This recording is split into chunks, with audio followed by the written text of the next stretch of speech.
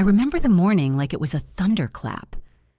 The city was quiet in a way that made every step feel louder than it should, like the world was holding its breath, waiting for me to stumble.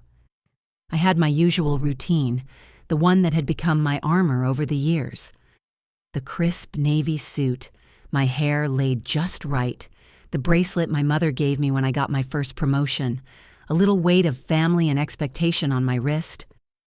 Every morning, I tell myself, Jordan, you've worked too hard to let them define you. But that morning, that mantra felt fragile, almost hollow. This one's for you. And if stories like this speak to your heart, don't forget to subscribe so you won't miss the next one. The elevator ride up to the 32nd floor was suffocating. I gripped the railing, my fingers digging into the cold steel, trying to steady the tremor in my chest. Today was supposed to be my moment, the culmination of months of late nights, endless calls, spreadsheets that never ended, numbers crunched till my eyes burned. I had built this project from scratch, poured every ounce of energy I had into it, and yet I had this nagging, impossible feeling that something was off. By the time I stepped into the lobby, the first wave of panic hit. My team was already there, chatting, laughing like they owned the moment. I forced a smile, nodding politely, but the flutter in my stomach was relentless. Everyone had their badge of confidence, their air of entitlement, and I felt like I had misplaced mine. I tried to breathe, tried to remind myself that I belonged here as much as anyone else. I had earned it. But sometimes, the world doesn't see what you've earned. It only notices what it wants to notice. Then, the message came. A simple email notification on my phone, but it carried the weight of an avalanche. We don't think you should present today. I froze. My thumb hovered over the screen. The words didn't make sense. Not now. Not when the project was ready. Not after everything. My heart sank, thudding against my ribs like it wanted to break free. For a moment, I thought maybe I had misread it. Maybe it was a mistake. But the red banner, the cold, unyielding font, told me otherwise.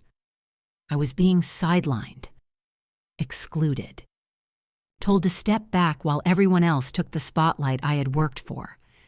I felt a wave of anger, sharp and bitter, but beneath it, an undercurrent of doubt. Had I misstepped somewhere? Missed a subtle cue? Was I not enough? It's a feeling I know too well. Growing up Black in America, you learn early that sometimes, no matter how hard you work, no matter how perfect you try to be, the world still tries to write your story for you. And there I was, 32 floors up, in a sleek glass tower downtown, staring at the ceiling, the city sprawling endlessly beyond it, feeling smaller than I had ever felt in my life. I wanted to scream, to throw my phone across the lobby, to make someone notice the injustice, but I couldn't. I took a deep breath, steadying the shake in my hands, and looked around. The people passing by didn't care. No one saw the fire threatening to ignite in my chest. They were all busy with their own deals, their own hierarchies, their own ambitions. And maybe that was the lesson. Maybe this was the moment that would define me. Not them. I stepped aside, away from the cluster of my team, and sank onto a bench near the glass wall. The city stretched beneath me, a sprawling canvas of light and shadow.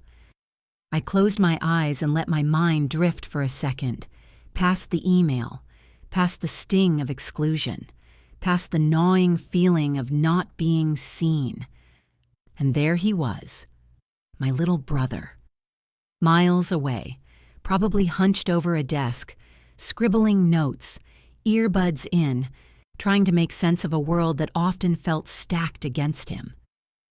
I pictured his face, earnest and determined, that same stubborn streak I recognized in myself. He had no idea I was struggling today, no idea the battle I was about to fight alone, and somehow, thinking of him anchored me. I thought about my mother, too. The hours she worked just to keep the lights on, the late nights she spent worrying over bills and school fees, reminding me to always keep my head high, to move through the world with pride. She didn't say, "Fight them directly," or "Make them see you." She said, "Show them who you are." That mantra, that gentle insistence, rang louder than the sting of being sidelined. Show them. That was it. Show them everything I was, everything I'd built, everything they tried to erase. The irony of it all wasn't lost on me. Here I was, excluded from a room filled with people who should have been listening, and yet, for the first time that morning, I felt a flicker of control. They could try to push me out, to ignore my work, to rewrite the narrative, but they couldn't touch my resolve. That was mine. That had always been mine. I looked down at my phone again. The screen glared at me with that same cold refusal, but now, instead of panic, I felt a spark of defiance. Maybe this was the opportunity I hadn't realized I'd been waiting for. I could go live, speak directly to the people who mattered, people outside the tower, people who had never given up on seeing Black excellence thrive, people who had been told to stay silent too. I could show them, and show myself, that being excluded didn't mean being invisible. And just like that, a plan formed. Not a loud, aggressive one. Not one meant to humiliate or lash out. Just a way to take back the narrative, one authentic, unflinching moment at a time. I imagined the city outside reflecting in my glasses, the skyline catching the morning sun, a symbol of endless possibility. I could feel the tension draining from my shoulders, replaced by something sharper, clearer, determination. I remembered every late night I had spent alone, every weekend I had sacrificed, every challenge I had faced just to be here. They hadn't seen it. They didn't notice the blood, sweat, and tears behind the numbers. But I would. I would make them see. Not in anger, not in revenge, but in undeniable truth.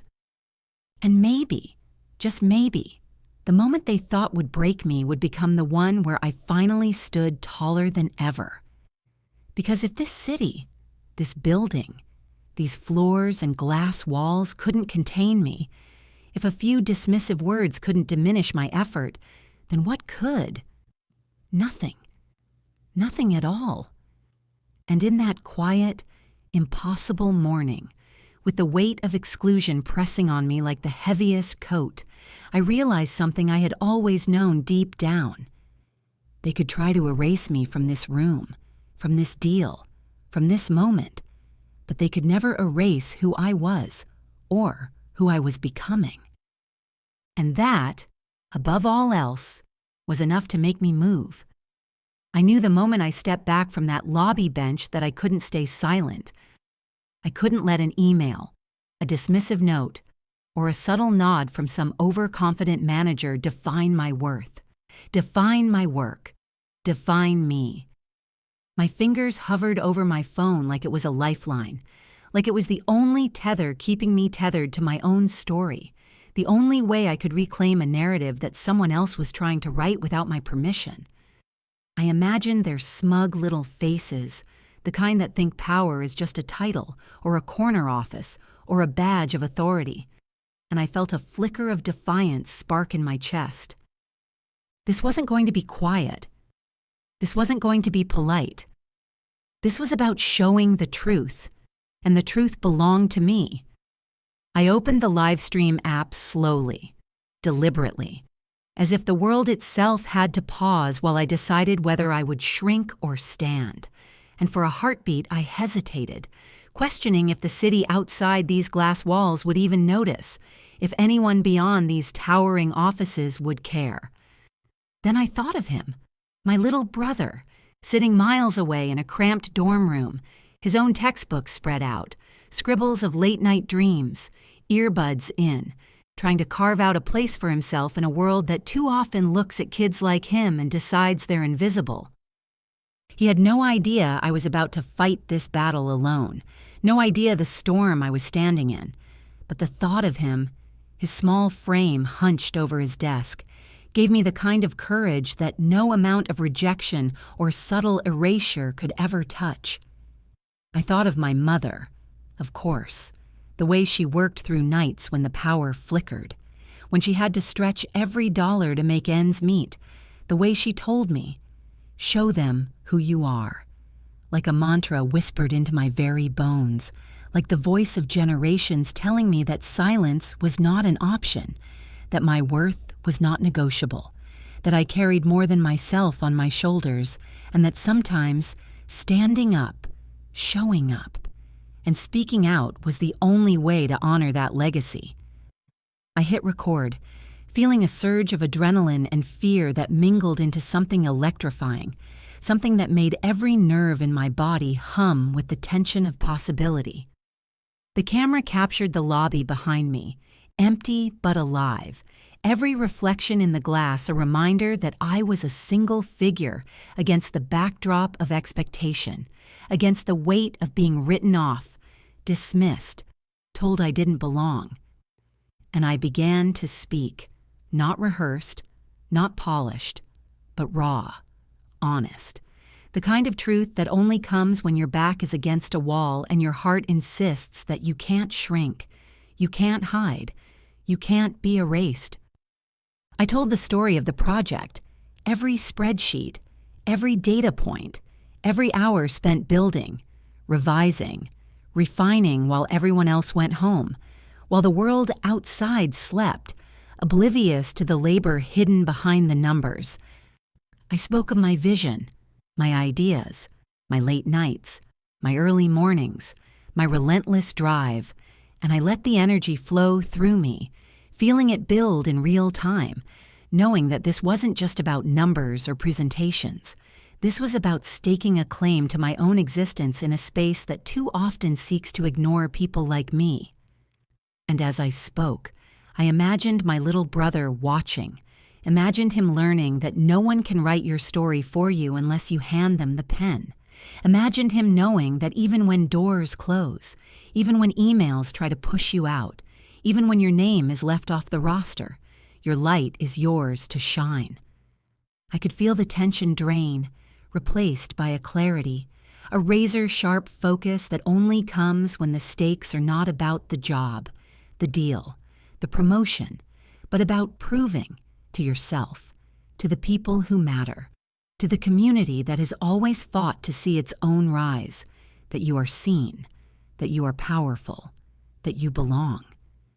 And then the first subtle acknowledgement happened, almost imperceptible, but enough to make my heart leap.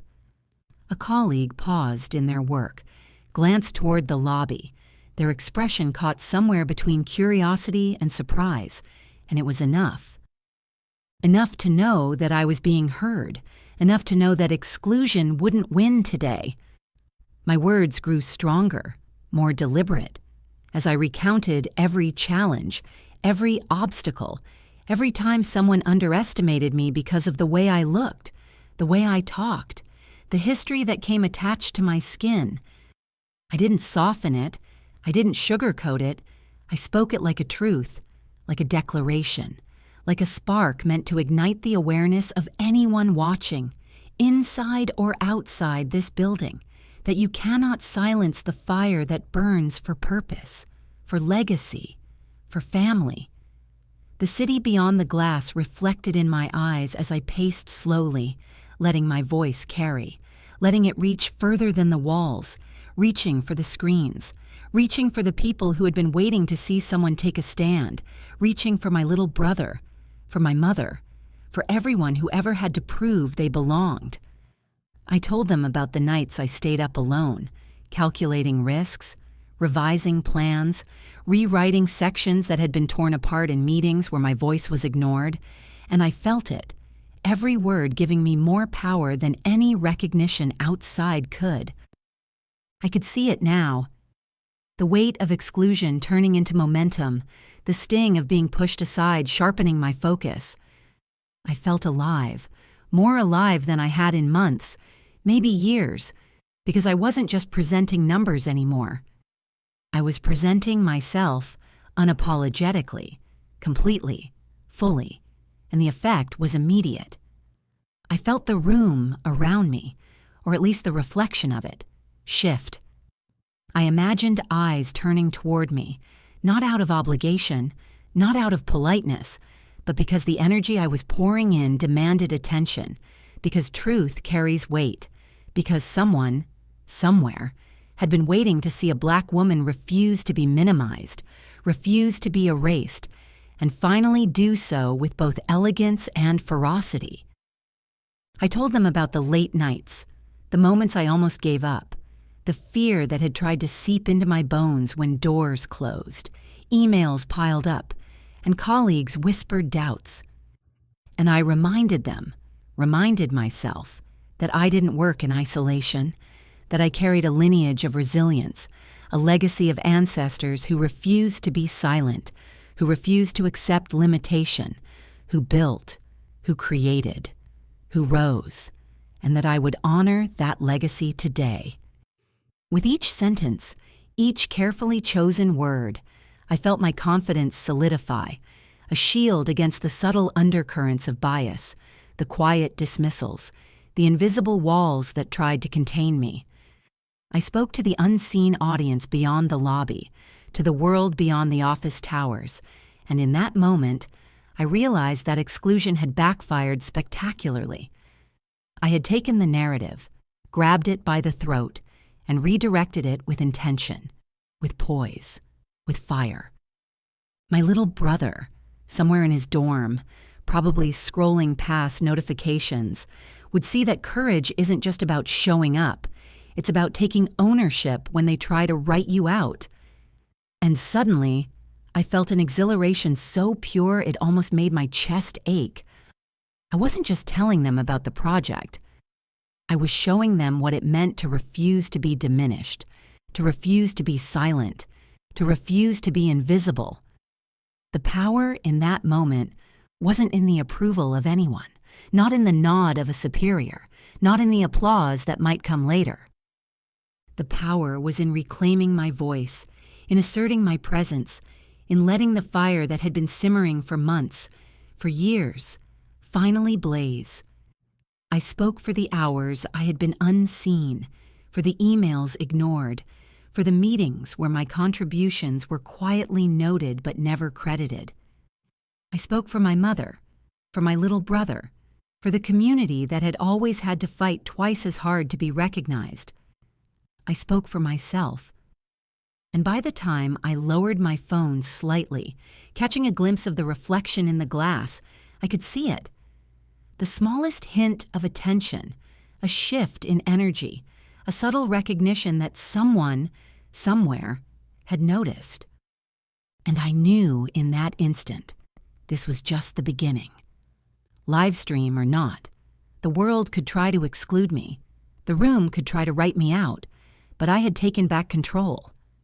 I had made them see me, even if only for a fraction of a second, even if only through a camera lens, and that fraction would ripple outward, far beyond the glass walls, far beyond the city skyline, far beyond the limits they had tried to impose. And for the first time that day, I smiled, not the forced, polite smile of someone pretending to belong, but the smile of someone who had just realized that being excluded doesn't define you, that your worth isn't negotiable, and that sometimes the boldest thing you can do is speak your truth when the world expects you to stay silent. That was the power I felt, humming in my chest, thrumming through my veins, the kind of energy that doesn't fade when emails come, when meetings end, when the office lights go out.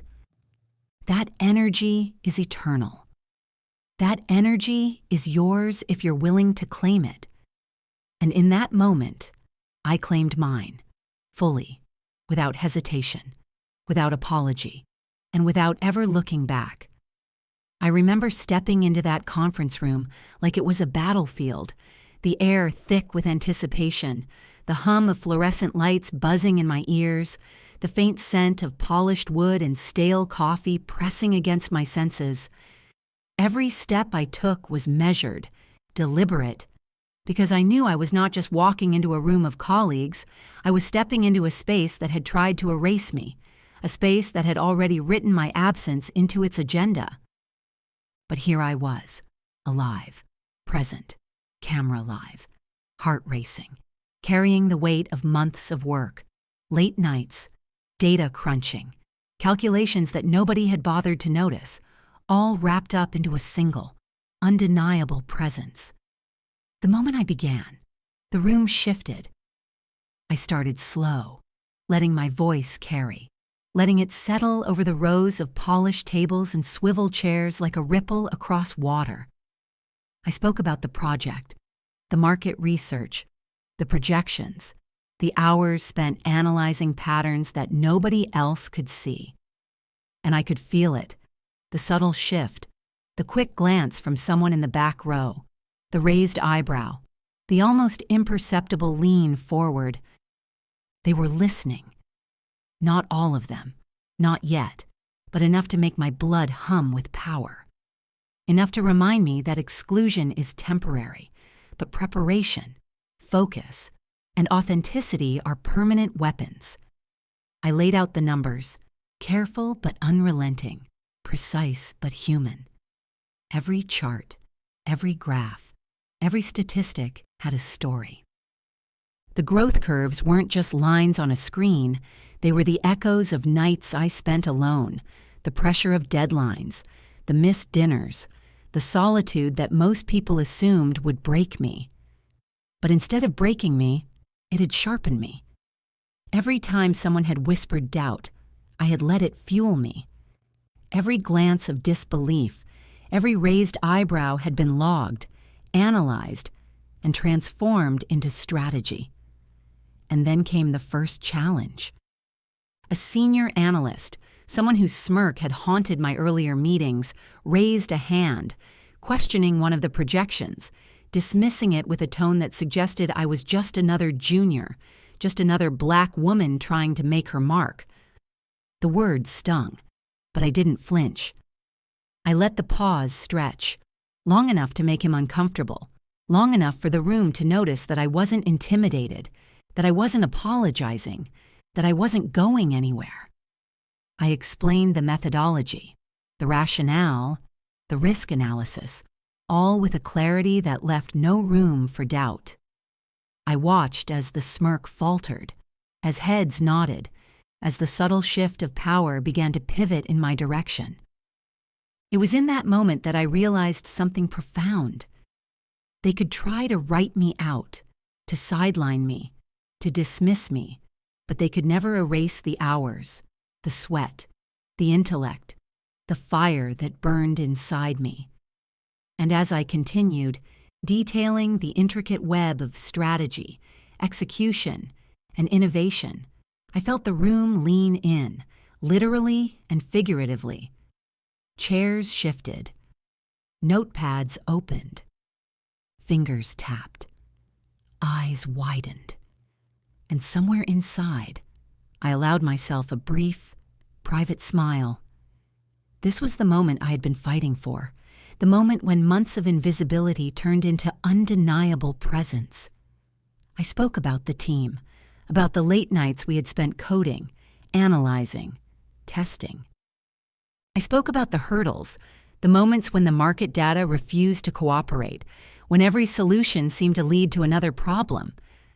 I spoke about the way I had stood alone in my apartment at midnight, staring at spreadsheets, telling myself, "You've got this. You've got this. You've got this." And now, in front of them, I was not just presenting numbers, I was presenting resilience, determination, brilliance that couldn't be quantified by a simple glance or a passing nod. And the beauty of it was, I could feel the energy shift. The room began to fill with acknowledgement, a subtle electricity that told me they were paying attention. The senior analyst? Quiet now, listening intently. The team lead? Leaning forward, taking notes. The quiet murmurs in the back? Acknowledgement, recognition, respect. For the first time that day, I felt the room bend toward me, not with fear, not with submission, but with the undeniable weight of realization. They had underestimated me, and that miscalculation was mine to capitalize on. I told them the story behind the numbers. Every late night, every moment of self-doubt, every hour spent perfecting a slide or double-checking an algorithm, I let it all breathe in my words. I didn't hide the human side of the project. I highlighted it. I let them see the tenacity, the creativity, the grit that had fueled this success. And as I spoke, I could feel it, the shift from casual attention to captivated engagement. I wasn't just a presenter anymore. I was a force in the room, undeniable, unshakable, unignorable. At one point, I paused, letting my gaze sweep the room, making eye contact with a few of the more skeptical faces. I could see the surprise, the recalibration. They had expected meekness. They had expected compliance. They had expected silence. What they got was presence. What they got was power. And it felt electric. I continued with renewed intensity, weaving stories of triumph from setbacks, of solutions born from failure, of insight born from relentless observation. Every detail mattered. Every fact, every anecdote, every example reinforced the one undeniable truth.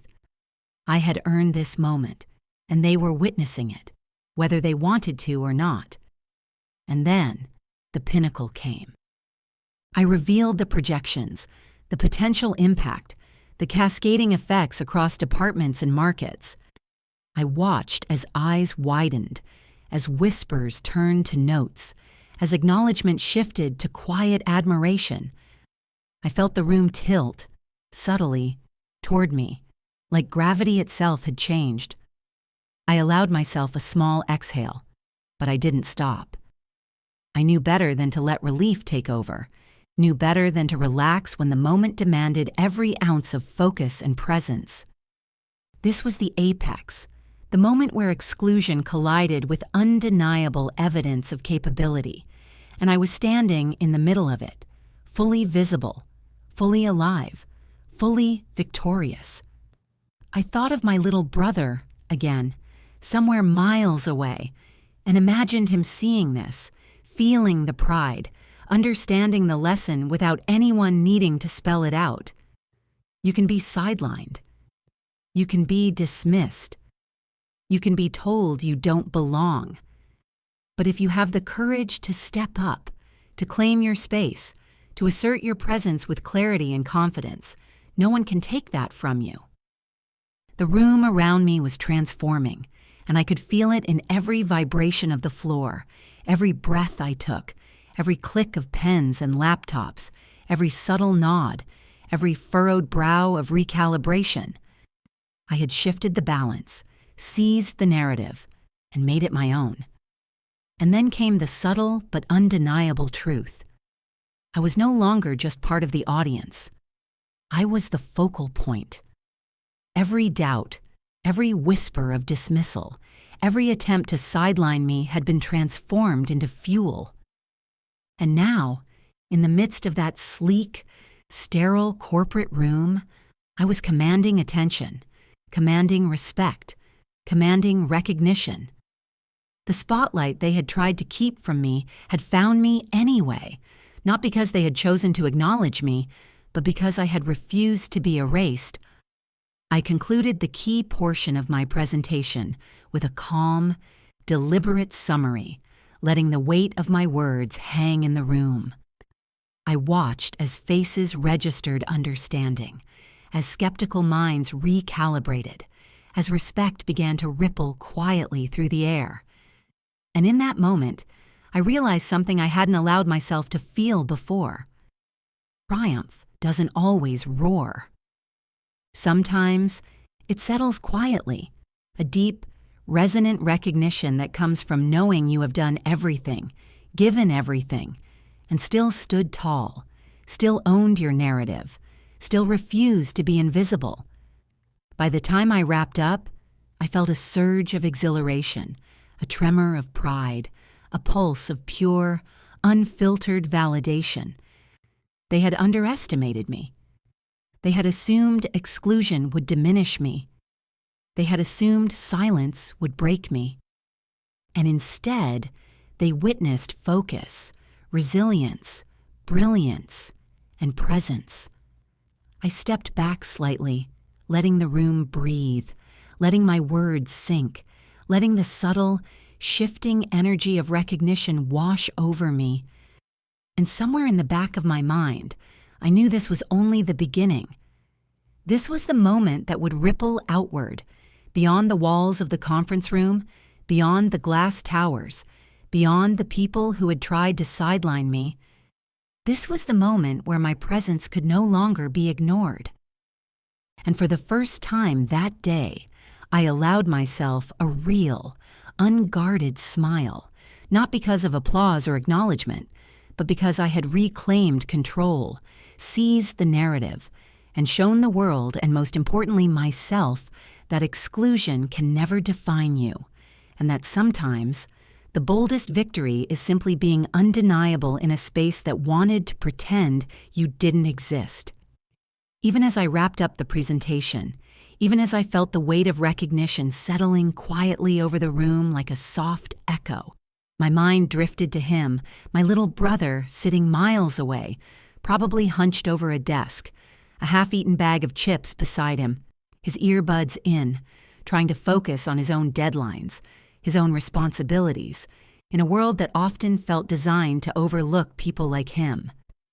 I could almost see the curve of his brow when he furrows it in concentration, the small bite of his lip when he's wrestling with a concept, the same expression I used to wear when I stayed up past midnight, trying to make sense of financial models that seemed to defy logic. The thought of him grounded me. It reminded me that my actions weren't just about me, weren't just about this project, weren't just about proving anything to anyone in this room. They were about legacy. They were about showing him that even when doors close, even when people try to exclude you, even when the world seems stacked against you, you don't shrink. You rise. I remembered the mornings I woke up to the smell of my mother's coffee brewing, the gentle tap of her shoes on the kitchen tiles, the quiet hum of her radio playing old soul music while she readied herself for the day. She never had much, but what she gave me was everything. Faith, persistence, pride, and the subtle insistence that I carry myself in a way that honors not just me, but the generations before me. I could hear her voice now, soft but firm, threading through my mind like a melody I couldn't shake. "Jordan," she'd say, "don't let them write your story. Speak it. Live it. Show them who you are." That voice, those words, had guided me through every meeting, every challenge, every subtle act of dismissal I had ever endured. And now, as I looked across the room, as I felt the energy shift in ways I could almost taste, I realized she had been speaking directly to this moment, to this exact battle, years before I even understood the weight of her guidance. I thought about the sacrifices, too. The nights I stayed in my apartment instead of going out with friends, the weekends I spent buried in spreadsheets, the holidays I spent in silence, working while everyone else celebrated, all to build something that would one day make a difference, something that would matter. And it wasn't just ambition, it was responsibility.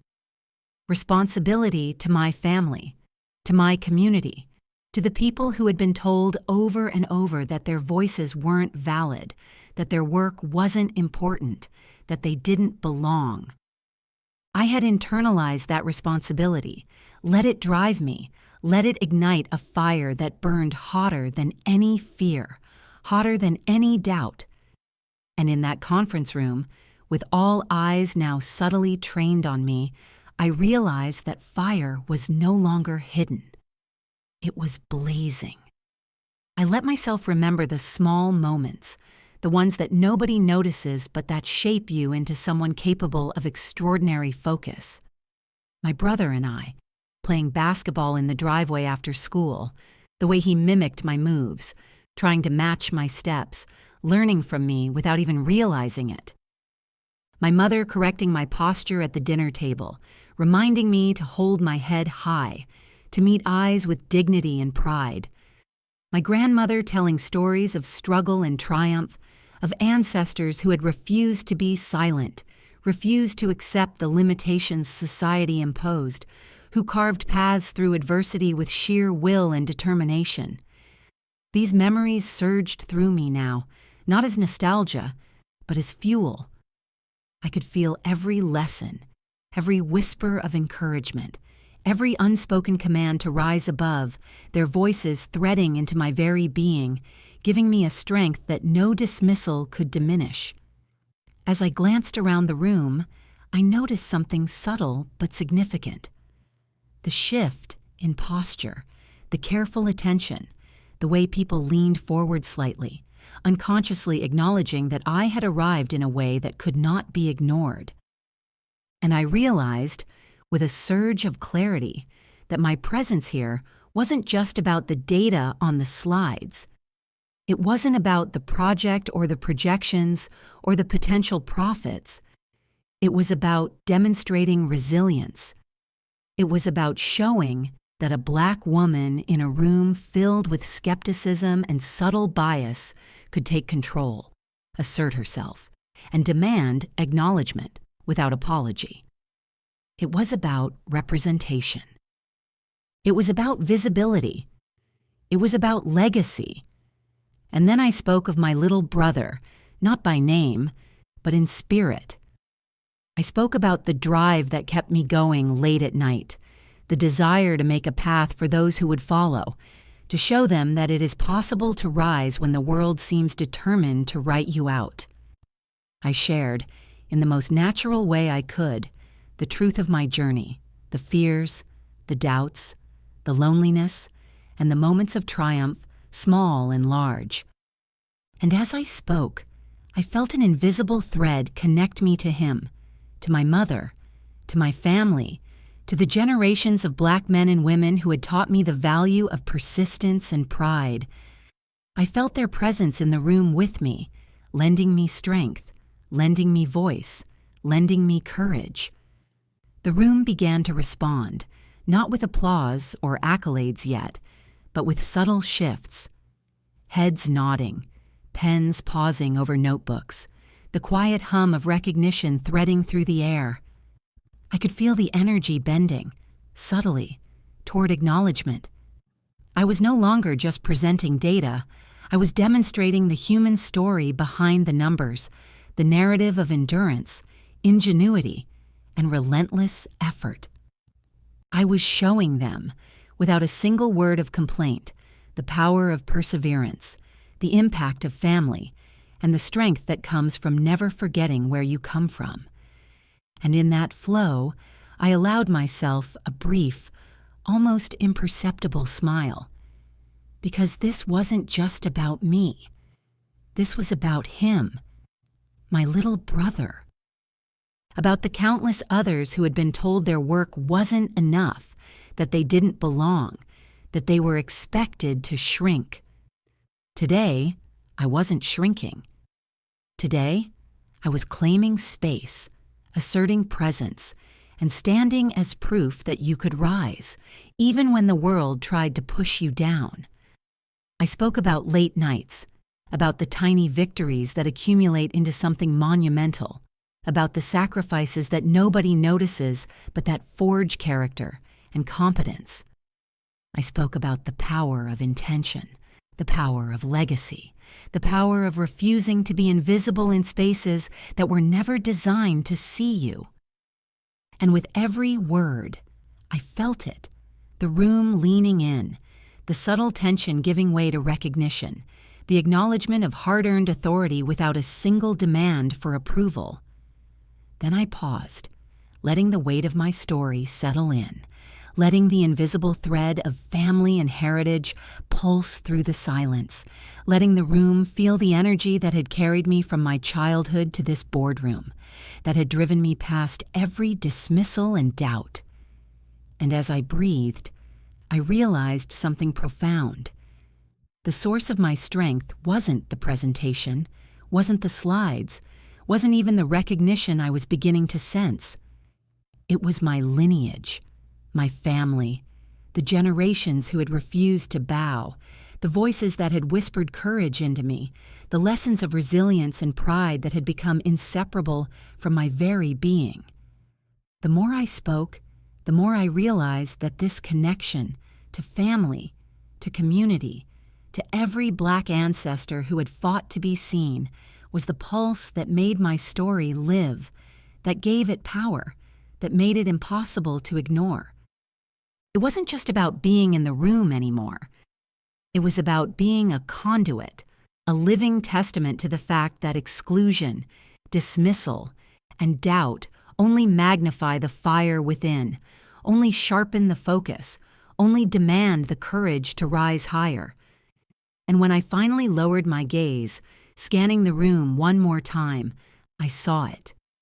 The subtle nods, the attention, the respect forming in the space around me. Not loud, not overt, but undeniable. I had bridged the gap between isolation and recognition, between doubt and understanding, between exclusion and visibility. And through it all, my heart carried the quiet satisfaction of knowing that I had shown my little brother, my mother, and everyone who had ever been told they were less than, that power exists in standing firm, in speaking your truth, and in letting your story be seen, even when the world attempts to ignore it. Because ultimately, the truth is this: family is the anchor, the source, the unshakable ground beneath your feet. It's what keeps you standing when the walls close in, when emails dismiss you, when people doubt you. And that day, as I finished speaking, I felt anchored, elevated, alive in a way that no corporate maneuver or exclusionary tactic could ever diminish. I had tapped into the unyielding strength of my roots, and in doing so, I had found the courage to rise, not just for me, but for everyone who had ever been told their voice didn't matter. The moment I stepped back from the podium, I felt it, the silence, heavy at first, almost suffocating, but then stretching into a palpable energy that filled the room like electricity. I could see it in the eyes of my colleagues, the subtle shift from skepticism to curiosity, the slight tension in the posture of those who had assumed I would falter. They were listening now. They couldn't look away. And for the first time that day, I realized how fragile assumptions can be when confronted with undeniable presence. It started with a nod from the team lead, slow, deliberate, the kind that carries weight, the kind that whispers, "You've earned this." Then, a few people leaned in, pens pausing mid-note, faces softening, expressions transforming from doubt to respect. The smirk of the senior analyst from earlier had faded entirely, replaced by a restrained acknowledgement that I was not only competent, but unstoppable. And it hit me in that moment how power works, not the titles, not the hierarchy, not the office politics, but the quiet, undeniable force of someone refusing to be invisible. I noticed whispers, soft murmurs threading across the room, curiosity sparking like tiny lightning bolts between colleagues. They were talking about me, about my presentation, about the clarity of my vision, the audacity of my confidence. And I knew they weren't just noticing the numbers, the charts, or the strategy. They were noticing me, the person behind it, the woman who had been written off and still stood tall, claiming space without asking for permission. I could feel their recalibration, their internal measuring of what they had underestimated, and I allowed myself a small, private smile, because it was not just validation, it was proof. Proof that exclusion can be flipped into recognition when you refuse to surrender to it. And then came the subtle glances of surprise, the raised eyebrows that spoke volumes, the way my words had threaded through the room and disrupted the assumptions they had carried for months. I saw it ripple through the junior staff, their eyes lighting up with a mixture of admiration and inspiration, a reflection of what they had been craving, evidence that someone like me, someone from their community, someone who understood struggle and perseverance, could rise, shine, and command a room designed to dismiss them. I thought of the impact beyond the office walls, beyond this building, beyond the city itself. If one person could see this, really see it, maybe they would feel empowered to step forward in their own battles, to claim their own space, to refuse the limitations imposed upon them. The senior manager, the one who had subtly tried to write me out of the project weeks before, cleared his throat and said, "Jordan, that was impressive." Just 2 words, simple, but heavy. Heavy with meaning. Heavy with acknowledgement that no corporate game, no attempt at marginalization, no subtle dismissal could erase the truth of my work, my vision, my capability. And I felt it, the quiet, simmering victory of having reclaimed authority not by confrontation, but by presence, by excellence, by sheer unrelenting dedication. I let myself absorb it for a moment, feeling the room breathe with me, feeling the subtle tension shift into recognition. I knew some would never fully understand the weight of what it took to get here, the nights I sacrificed, the hours I labored in silence, the constant battle against low expectations and implicit bias. But some had seen it. Some were watching, learning, understanding, recalibrating. And that was enough. That was the impact. That was power. I saw the junior analysts whispering to each other, exchanging glances that carried hope, surprise, and a sense of possibility. I saw the confidence in their eyes, a reflection of the energy I had put into this room, a spark that said, "You can rise too. You can claim your space. You can refuse to be diminished." It hit me how contagious presence can be, how witnessing one person stand fully, unapologetically, against the odds can ripple across a room, a floor, an entire company. It wasn't just my victory, it was collective inspiration in motion. And as I gathered my notes, stepping back from the presentation, I caught a glimpse of the CEO in the corner, observing quietly. His expression shifted subtly, the faintest hint of respect crossing his features. I knew he had seen the transformation, the shift from exclusion to undeniable acknowledgement.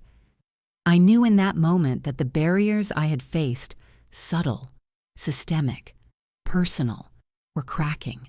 One deliberate, intentional word, one carefully delivered slide, one unwavering presence at a time.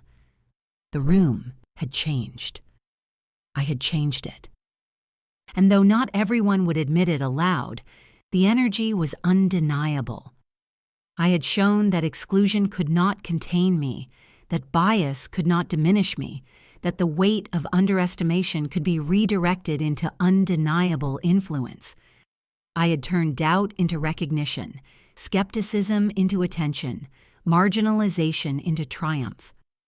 And I knew, in the quiet corners of my mind, that this ripple would continue long after I left this room, long after the emails were sent, long after the presentations were over.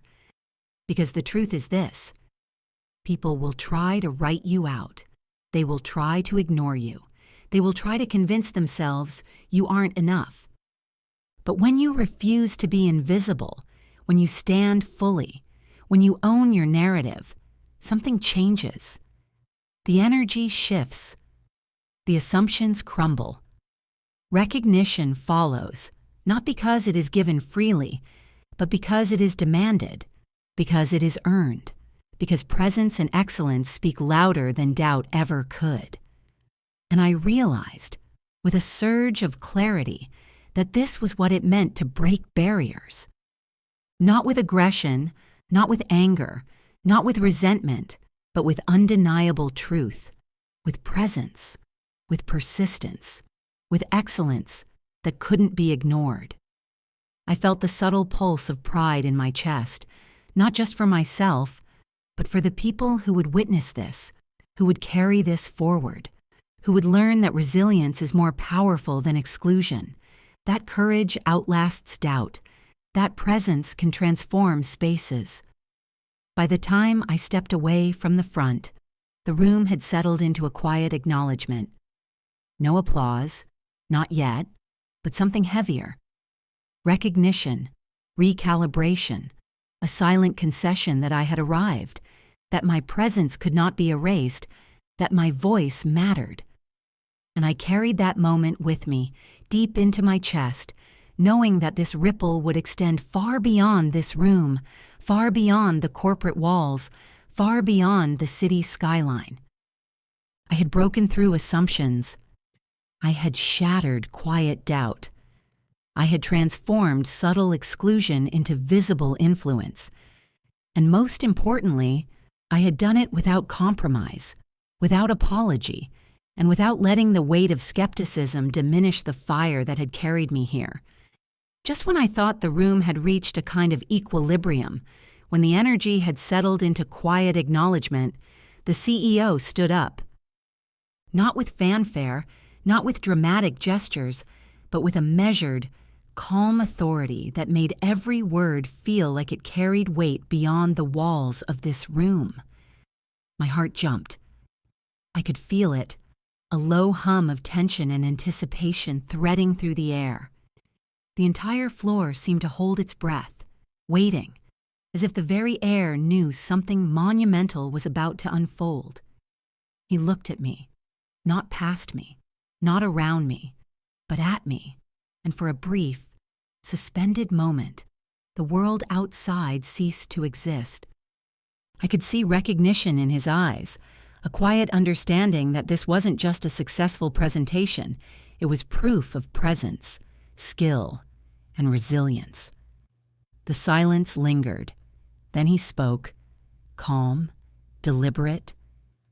"Jordan, your work, your dedication, your vision, it's exceptional. I underestimated what you were capable of."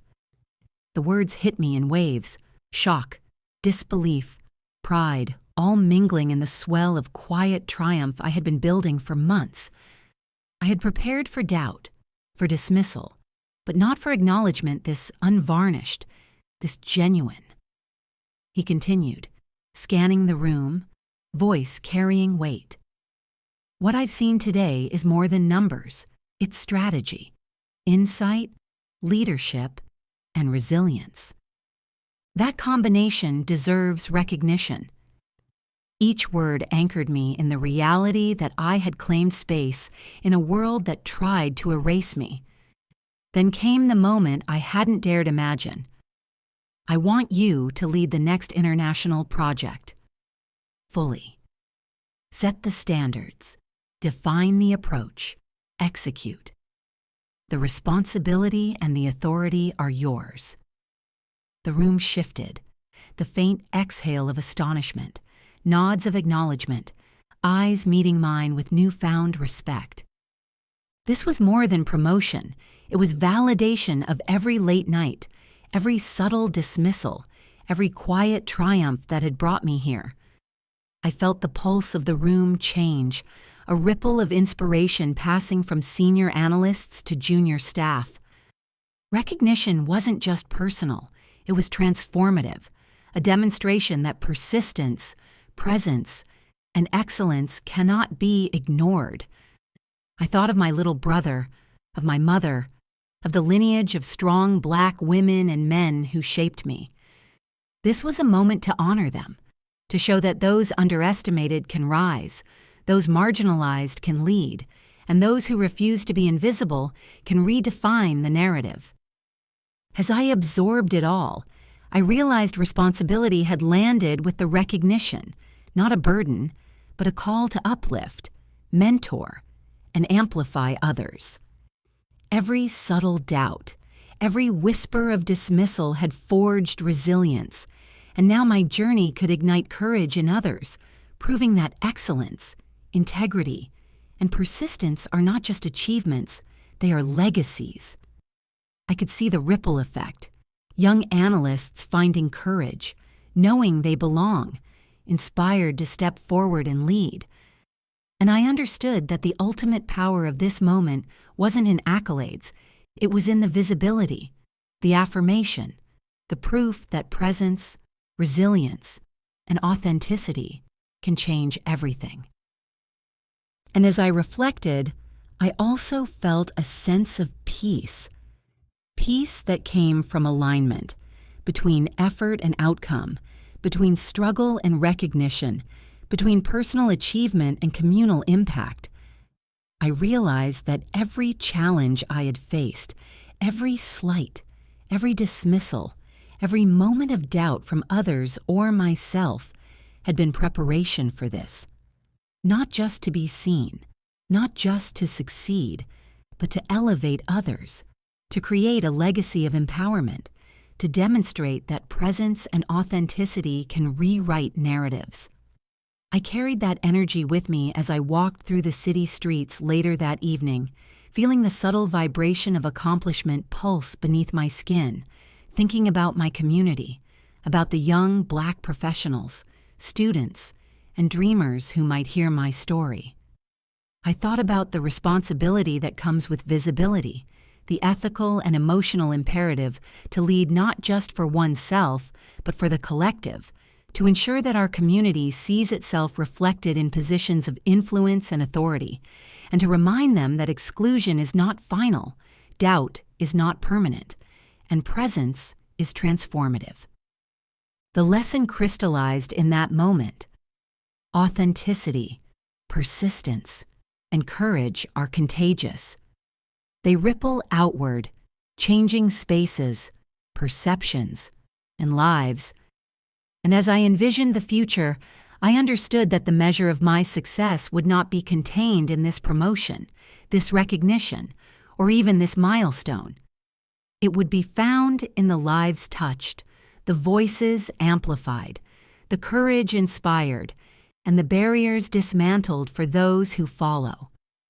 And I spoke it quietly to myself as I looked out over the city's skyline, feeling the weight of history, the gravity of responsibility, and the exhilaration of possibility. We are seen. We are capable. We belong. And the space we claim today ensures that tomorrow, no one in our community will feel invisible again. That was the power of presence. That was the power of truth. That was the legacy I was determined to honor, cultivate, and extend. Because in the end, the story isn't about the promotion, the recognition, or even the corporate triumph. It's about resilience. It's about integrity. It's about claiming your space unapologetically, and in doing so, inspiring an entire community to rise, shine, and persist. And I knew, with certainty, that every step I had taken, every challenge I had overcome, every small victory quietly earned, had led to this. A moment of transformation, not just for me, but for every Black woman, every Black man, Every young dreamer who needed to see that possibility reflected in someone they could relate to, someone who had walked the path and emerged not diminished, but elevated, empowered, and unshakable. What do you think about this story? Where are you tuning in from? Let's connect, and don't forget to subscribe for more powerful workplace stories that hit home.